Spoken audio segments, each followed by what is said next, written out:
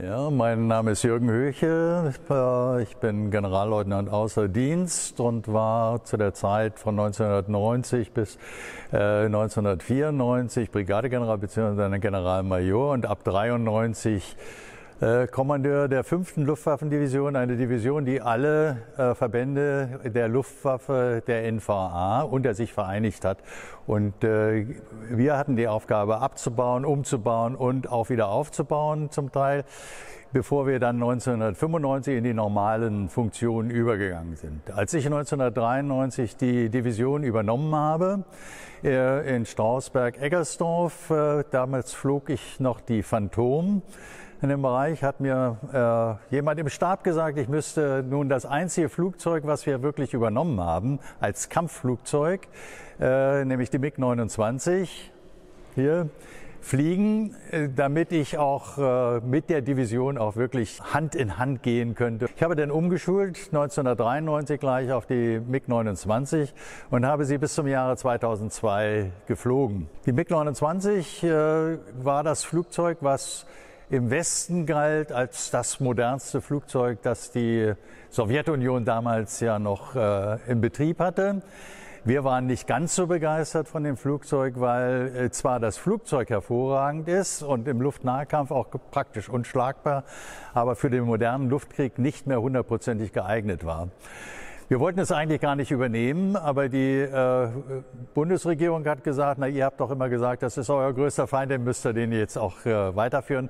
Und es hat uns viel Spaß gemacht mit diesem Flugzeug. Denn wir haben, wie gesagt, die halbe Welt war da drauf und dran, uns als Sparringpartner sozusagen zu gewinnen, um gegen die MiG-29 zu üben und zu sehen, wie denn der Luftkrieg mit der MiG-29 aussieht. Und ich muss sagen, in dem Luftnahkampf haben wir, nicht ich persönlich, sondern die Flugzeugführer in der Staffel, fast alle Kämpfe gewonnen, auch gegen moderne amerikanische Systeme. Also die MiG-29 zeichnet sich durch hervorragende Agilität aus, mit einem hervorragenden Schub-Gewichtsverhältnis, das dazu führt, dass man mit hohen G-Belastungen die Maschine bewegen kann.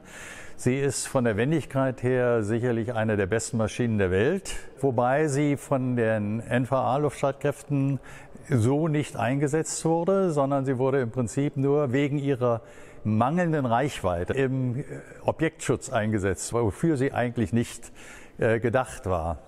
Ich war 4 Tage in Moskau bei der Vertretung von Mapro-MiG, die also die Hersteller, und mit dem Konstrukteur der MiG-29 habe ich gesprochen.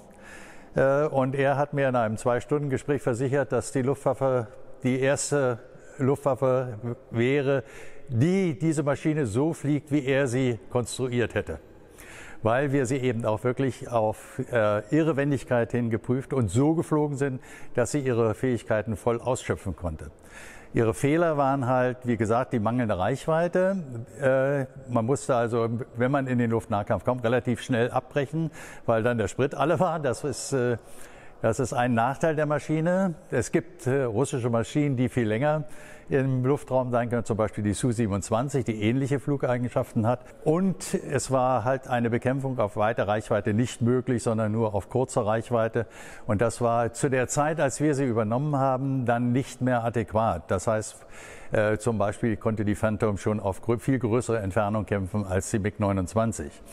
Aber die Eigenschaften blieben natürlich bestehen. Das heißt, wenn man in den Luftnahkampf kam, dann war die Wendigkeit dieser Maschine so gut, dass sie fast alle Maschinen bei dem entsprechenden Piloten natürlich, die das können mussten, dann alle Maschinen geschlagen hat oder schlagen konnte. Wir haben dann mit einem Zusatztank erreicht, dass wir mit der MiG-29 auch über den Atlantik fliegen konnten, mit Zwischenlandungen natürlich, sodass wir in den USA auch viele Sparringspartner gewonnen haben, beziehungsweise die sich uns gewonnen haben als Sparringpartner. Und wir haben dann über 6 Wochen teilweise Übungen mit amerikanischen Verbänden gefahren mit der MiG-29.